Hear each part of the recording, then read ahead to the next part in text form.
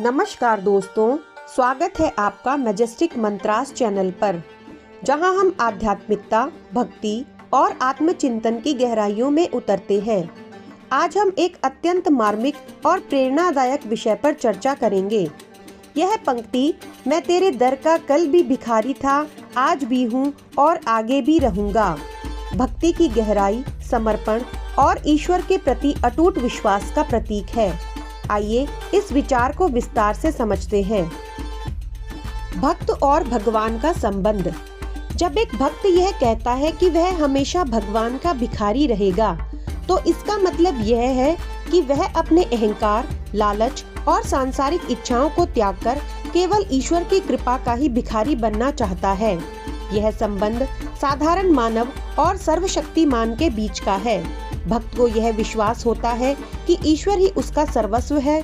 इस भाव में कोई दीनता नहीं है, बल्कि यह तो परम समर्पण का प्रतीक है।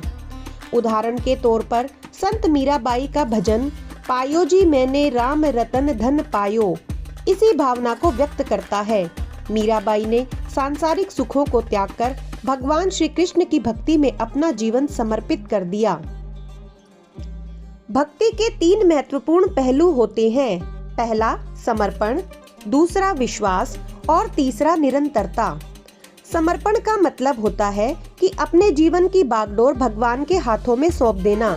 जैसे एक नदी अपने अस्तित्व को समुद्र में विलीन कर देती है, वैसे ही भक्त अपने अहंकार को भक्ति में विलीन कर देता है। दूसरा, भगवान के प्रति अटूट विश्वास ही सच्ची भक्ति का आधार है।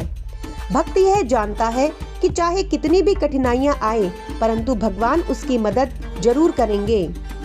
भक्ति का मार्ग स्थायी और निरंतर होना चाहिए।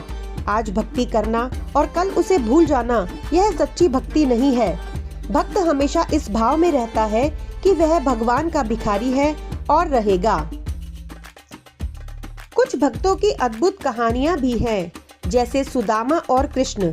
सुदामा ने कभी भगवान से कुछ मांगा नहीं, वह केवल अपने मित्र को मिलने गए थे, लेकिन श्री कृष्ण ने उनकी भक्ति और सादगी से प्रसन्न होकर उन्हें सांसारिक सुख प्रदान किया। दूसरा, हनुमान जी का समर्पण। हनुमान जी ने भगवान राम के प्रति जो अटूट भक्ति और समर्पण दिखाया, वह आज भी हर भक्त के लिए प्रेरणा है। इन कहानियों से हमें यह समझने को मिलता है कि भगवान अपने भक्त की भक्ति और समर्पण का मूल्य जानते हैं। हमारे जीवन में कई बार कठिन समय आता है।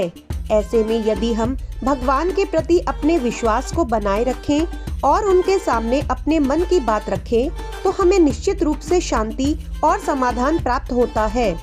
भक्ति का मतलब केवल मंदिर जाना या पूजा करना नहीं है।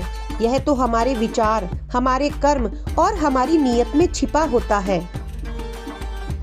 दोस्तों, भक्ति एक ऐसा मार्ग है जो हमें सांसारिक दुखों और चिंताओं से मुक्त करता है।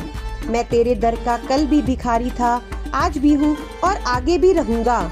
यह पंक्ति हमें यह सिखाती है कि हमें जीवन में अहंकार का त्याग कर ईश्वर के प्रति समर्पित रहना चाहिए। आज के लिए बस इतना ही।